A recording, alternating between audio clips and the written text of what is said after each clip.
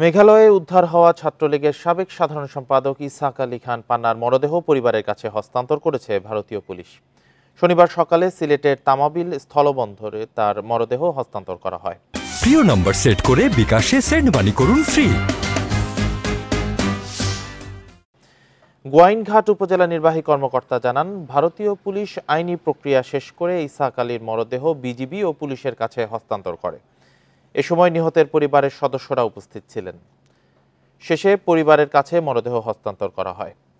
গত ২৬ আগস্ট ভারতের অভ্যন্তরে কেন্দ্রীয় ছাত্রলীগের সাবেক সাধারণ সম্পাদক ইসহাক আলী খান পান্নার মরদেহ উদ্ধার করে ভারতীয় পুলিশ।